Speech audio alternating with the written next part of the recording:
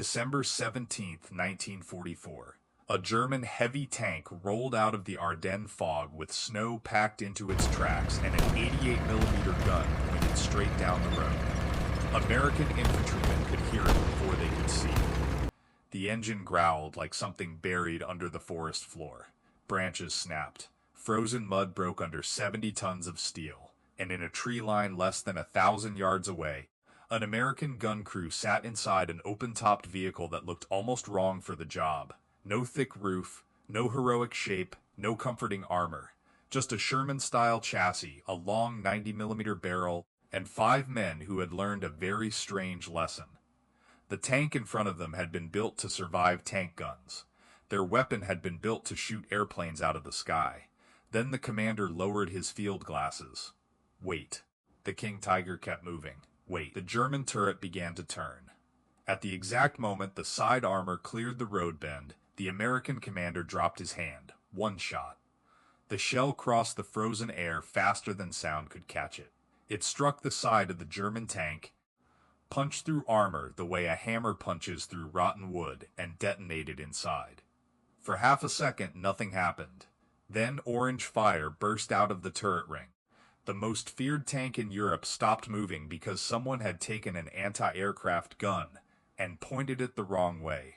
The strange thing is, the army had known this could work long before that morning. They had the gun. They had the test results. They had the warning signs from North Africa, from Italy, from Normandy. What they did not have was the willingness to admit that the weapon already in their hands was stronger than the doctrine they had built around smaller guns. And that hesitation cost men their lives. To understand why that one shot mattered, you have to go back to the summer of 1944, when American armored units were driving across France with confidence the maps did not deserve. The M4 Sherman was not a bad tank. That is the easy mistake. It was reliable. It could be built in enormous numbers. It crossed bridges heavier tanks could not. It could be repaired in fields, in orchards, beside roads, by mechanics who sometimes had more nerve than tools. But against the newest German armor, reliability did not stop a shell. A Panther could sit back beyond 1,000 yards and kill a Sherman before the Sherman could answer effectively through the front. A Tiger did not have to hurry. Its crew only had to wait. American tankers learned quickly that bravery did not change armor thickness. They learned that a road could look empty and still be a trap. They learned that a hedgerow could hide a gun muzzle. They learned that a tank could be moving one moment and burning the next. And they learned the worst lesson of all.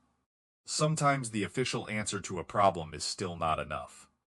The M10 tank destroyer was supposed to fix the German armor problem. It had a bigger gun than the early Sherman. It had speed. It had an open turret for visibility. It fit the doctrine perfectly. Tank destroyers were not supposed to stand in place and trade blows. They were supposed to rush to threaten sectors, flank enemy armor, kill it with speed and aggression, and vanish before German guns could settle. On paper, that sounded elegant. In Bocage country, elegance burned. The fields of Normandy were not open training ranges. They were green walls, sunken lanes, stone farms, blind corners, and German crews waiting with barrels already aimed. The M10's 3-inch gun could kill many targets. But against a Panther's frontal armor, at the ranges American crews were actually fighting, it too often struck, sparked, and failed. A shell that bounces is not just a technical failure. It is a message to every man in the vehicle. You have been seen, you have fired, and the enemy tank is still alive. By July, the reports coming back were no longer arguments. They were casualty lists. Shermans lost in clusters. Tank destroyers knocked out before they could flank. Infantry pinned down because German armor could move into positions American guns could not reliably break. At headquarters, officers debated doctrine. At the front, men counted burning vehicles. And sitting behind all of it was a weapon that seemed too obvious to some engineers and too inconvenient to too many commanders. The 90mm anti-aircraft gun. It had been designed to throw heavy shells upward at bombers. It had a long barrel, high velocity, and a breech that crews could work fast under pressure. Its job was to reach aircraft flying miles above the ground. But physics does not care what a manual says. A shell that can climb into the sky with that much energy can also travel horizontally into armor. Some American ordnance officers understood the point early. The question was not whether the gun was powerful. The question was whether anyone would build a vehicle that allowed it to fight tanks. The original anti-aircraft mounts were wrong for ground combat.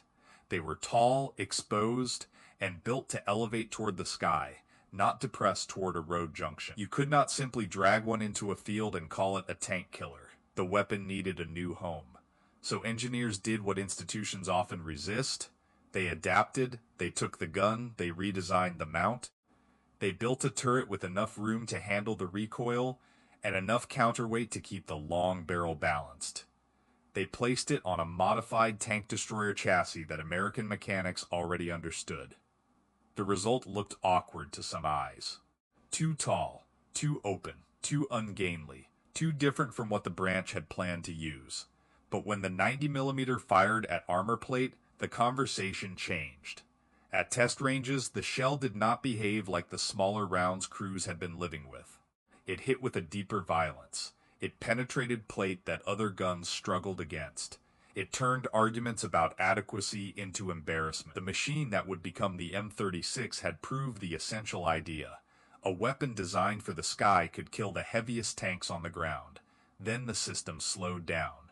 Additional tests, production delays, priority disputes, confidence in the old plan, confidence in the 76mm gun, confidence in Doctrine. That word appeared everywhere. Doctrine. Doctrine said tank destroyers would fight by mobility. Doctrine said the existing weapons were sufficient. Doctrine said speed could compensate for armor. Doctrine said the problem was manageable. The German army did not fight Doctrine. It fought men. And while the paper system moved carefully, American crews in France were finding out that careful movement at the wrong level can be fatal at the front. This is where the story becomes more than a weapons story. Because the 90mm gun was not magic. It did not make crews immortal. It did not erase bad terrain. It did not make open-topped vehicles safe under artillery. It did not turn every American position into a fortress. What it did was simpler. It gave American soldiers a gun that could change the enemy's calculation. Before the M36, a Panther commander could often assume his frontal armor would buy him the seconds he needed. Before the M36, a Tiger crew could advance with a confidence that was not arrogance but experience. Before the M36, American infantry could hear German armor approaching and know that the answer might not arrive in time, or might arrive and still fail. After the 90mm reached the front, that certainty cracked. The first crews who received the new tank destroyers did not feel like legends. They felt exposed. The turret was open to the sky. Rain came in, snow came in, artillery fragments came in. A man standing inside an M36 could see too much, which was the point, and could also be killed by too much, which was the price. Training was rushed. Ammunition was precious. Nobody had years of field doctrine for how to fight Panthers with a converted anti-aircraft gun in a French forest. So the crews made doctrine the old way. They survived a mistake. They remembered it. They taught the next crew not to repeat it. In October 1944, one M36 crew took position behind a rise near the German border. The ground was hard. The trees were black with rain. The infantry in front of them had been chewed up by Panthers that treated American fire like weather. The gun commander had spent years around anti-aircraft batteries. He knew the 90mm by feel. He knew the way the breech locked. He knew the shock that came through the vehicle when the shell left the tube. He knew the numbers because gunners are men who learn to trust numbers until war teaches them which numbers matter. A Panther appeared at roughly 1,200 yards. For a Sherman crew, that range was a problem. For the 90mm, it was an invitation. The gunner settled the sight on the turret face. The commander gave the range. The loader pushed the round in. The first shot hit. The Panther stopped so suddenly that the infantry around it scattered before the flame appeared. Not slowly, not dramatically. It stopped the way a machine stops when the men inside it have no more decisions to make. A second Panther tried to turn. The 90mm fired again. Another hit, another kill. And in that silence after the shots, Every man in the American line understood something that no memo could have made them feel. The German armor could be stopped. Not always, not easily, not without losses, but stopped. That realization traveled faster than formal reports. Infantry officers asked for the new tank destroyers. Battalion commanders wanted more. Men who had watched shells bounce off Panthers now listened for the deeper crack of the 90mm, and felt the entire battlefield change shape. Then December came. The Ardennes forest looked quiet because winter makes disaster patient. Snow on the roads, fog in the low ground. American units stretched thin across what many believed was a quiet sector. Hitler's last great offensive in the West began before dawn, with artillery, confusion, and the collapse of assumptions. German infantry struck through the forest. Armored columns pushed into gaps. Radio lines filled with broken reports, wrong locations, and silence, where entire units had been a few hours earlier. The weather grounded Allied aircraft. The roads turned into choke points. Villages became barricades. Crossroads became lifelines, and German armor came forward with everything it had left. Panthers, Tigers, assault guns, King Tigers, the kind of vehicles that had lived in the nightmares of American tankers since Normandy. On the northern shoulder of the attack, American defensive positions had to hold. If they broke, German armor could widen the breach and turn a dangerous offensive into a disaster. That is where the M36 found the battle it had been built, too late to prevent, but not too late to influence. The 90mm had already proved it could kill Panthers. It had proved it could threaten Tigers. But the King Tiger was different. Its frontal armor was a wall. Its gun could kill from distances where fear arrived before sound. Its appearance alone could move men who had survived lesser tanks. The first lesson of the M36 against King Tigers was not courage. It was restraint. The easy shot was the wrong shot. A gun commander staring at a King Tiger through freezing fog wanted to fire at once. Every nerve in his body told him to fire. Every instinct told him that waiting was death. But the numbers said something colder. A standard 90mm armor-piercing round might fail against the front plate. The side armor was another story. So the crew waited. The King Tiger moved past the road bend. The side opened. For the first time, the giant became a target instead of a wall. The shell entered through the side. Inside a tank, there is no room for a penetrating hit to be polite. Steel fragments tear loose. Fuel vapor ignites. Ammunition becomes a trap. Men have less than a second to understand what has happened. The King Tiger burned, and the German column behind it stopped not because every vehicle had been destroyed, but because the belief leading them had been destroyed. The old assumption had been simple. American guns could be endured long enough to close. The M36 made that assumption dangerous. That was its real battlefield effect. Not just the number of tanks destroyed. Not just the reports written after the fighting. Not just the statistics that would later make the weapon look inevitable. Its real effect was psychological and tactical at the same time. German crews had to slow down. They had to look harder. They had to use cover differently. They had to worry about distances they had once considered safe. American infantry saw something just as important. They saw German heavy armor burn from American fire. That matters. In war, morale is not a speech. It is evidence. A man holds a line differently when he has seen the enemy stopped. He waits differently when he believes the gun behind him can answer. He attacks differently when the counterattack is no longer a monster in the mist, but a machine that can be killed. The M36 gave infantry that evidence. It did not come free. The open turret that made the crew fast and aware also left them exposed to tree bursts. German artillery shells exploding in the forest canopy could shower fragments straight down into the fighting compartment. A tank destroyer could be mechanically alive and still full of wounded men.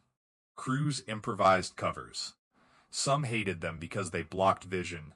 Some refused them because they slowed escape. Some accepted the extra protection and then cursed the lost seconds when a German shape appeared too late through the trees. There was no perfect answer. The M36 was not a clean solution. It was an urgent one. It solved the armor problem by accepting other dangers, because war often gives men choices only between different kinds of vulnerability. The ammunition problem made the story even sharper. High-velocity, armor-piercing rounds with tungsten cores could do things standard ammunition could not. Against the worst German armor, those rounds mattered, but there were never enough. Crews counted them the way poor families count coins. 1 for an emergency, 2 if the battalion was lucky, sometimes fewer. A commander facing a King Tiger might have a gun capable of the shot, and still not have the round he trusted to take it. So crews learned patience because supply shortages forced intelligence. They did not waste special rounds. They worked for flank shots. They used terrain. They let German vehicles commit too far before firing. They turned a vehicle that some commanders had dismissed as too tall and too vulnerable into a weapon of ambush, timing, and nerve. By early 1945, the pattern was clear. When German armor counterattacked across open ground, the 90mm changed the result. At the Rower crossings, American infantry forced its way over a swollen river under artillery fire.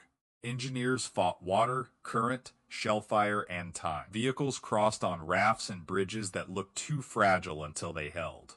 On the far bank, the Germans counterattacked with Panthers. This was the moment German armor had been designed for. American infantry was across but not settled. Positions were raw. The bridgehead could still be crushed. The Panthers came fast across farmland, expecting shock to do what shock had done before. But M36s were waiting behind an embankment. The range was more than 1,000 yards. Good ground for the 90mm. Bad ground for overconfidence. The first Panther was hit and stopped. The column slowed behind it. The second M36 fired. Another Panther burned. The German formation began to lose shape. That is how armored attacks die. Not all at once. First, the lead vehicle stops. Then the vehicles behind it choose different solutions. One turns. One accelerates. One searches for the muzzle flash. One reverses. One blocks another's line. A coordinated attack becomes separate machines solving separate fears. And separate machines are easier to kill. More 90mm guns came into line. Shot by shot, the counterattack broke. The American infantry held the bridgehead. No single weapon won the crossing. No single gun won the war. But at the exact point where German armor was supposed to push men back into the river, the M36 gave those men enough steel to stay. That is the difference between a weapon being impressive and a weapon being decisive. Impressive weapons look good in trials. Decisive weapons change what commanders are willing to attempt. Once infantry commanders trusted the 90mm, they accepted risks they would have avoided months earlier. They pushed farther before stopping. They held exposed positions longer. They met German armor with confidence instead of emergency improvisation. The weapon had arrived late, but once it arrived, it changed the speed of belief. By spring 1945, Germany was breaking in ways even good equipment could not repair. Fuel ran short. Trained crews disappeared. Units moved on maps long after they had stopped existing in reality. Tanks were abandoned with ammunition still inside because the men who should have used them no longer believed the road led anywhere but surrender. The M36 kept fighting. In villages, its open turret remained a liability. In forests, artillery remained terrifying. In open country, the 90mm did what it had always promised to do. It killed hard targets before they could close. By the time American forces reached the Elbe, the weapon's original controversy felt almost absurd. The gun had worked. It had always been going to work. That is what makes the delay so painful. The tragedy is not that the army lacked the capability. The tragedy is that the capability existed and had to fight its way through an institution before it could fight the enemy. After the war, the M36 looked obsolete. That is what peace often does to emergency solutions. The tank destroyer doctrine faded. New tanks carried 90mm guns and enclosed turrets. The open-topped wartime vehicles went into depots, foreign service, or scrap lists. The army moved on. Then in June 1950, North Korean TT-34-85 tanks crossed the 38th parallel. American and Allied forces in the first desperate weeks of the Korean War faced a brutal reminder that history does not retire a threat just because a procurement office retires a vehicle. Light tanks and infantry weapons struggled. The T-34 was not invincible, But in those first weeks it was enough. It carried fear forward faster than the units defending against it could adjust. So depots were searched. Old solutions were pulled back into daylight. M36 tank destroyers that had been treated as yesterday's answer suddenly became relevant again. The paint was old. The doctrine was old. Some of the men had to learn the vehicle from manuals and hurried instruction. But the gun had not forgotten physics. In Korean valleys, across ridgelines and roads and dry paddies, the 90mm that had killed Panthers and Tigers proved more than enough for the T-34. Again, the pattern repeated. The problem arrived faster than the official solution. The useful tool had already existed. The institution had simply stopped looking at it as useful. That is why the M36 story did not end in Europe. It continued in foreign armies for decades. Some nations rebuilt the engines. Some kept the guns. Some used the vehicles long after American planners had moved into another generation of machines. A weapon born from an anti-aircraft gun and a wartime argument kept serving because it had one quality that outlasts fashion. It worked. But the deepest lesson is not about one cannon. It is about the cost of being late to believe your own evidence. The engineers saw the possibility. The tests showed the power. The front proved the need. Still, men waited. Not because they were cowards, not because they were stupid, but because institutions become loyal to the answers they already bought. They defend plans. They defend branches. They defend charts. They defend the idea that the next report will make the problem clearer. War does not wait for clarity. It sends the problem forward in steel. The men inside Shermans and M10s did not need a perfect theory. They needed a gun that could stop what was coming down the road. The 90mm anti-aircraft gun gave them that. Late, imperfectly, at real cost. But when it finally arrived in the shape of the M36, it did something that matters more than any clean technical summary. It changed fear into a target. The King Tiger in the Ardennes was not beaten by a miracle. It was beaten by velocity, angle, patience, and men willing to hold their fire until the impossible machine exposed the one place where it was only metal. That is the whole story in one image. A gun built to defend the sky. A tank built to own the road. A crew freezing in an open turret. A commander whispering, "Wait." And then, at the right second, the sky gun speaks sideways. The weapon worked. The evidence had been there. The only question that ever mattered was whether anyone would act before the cost of waiting became too high to count.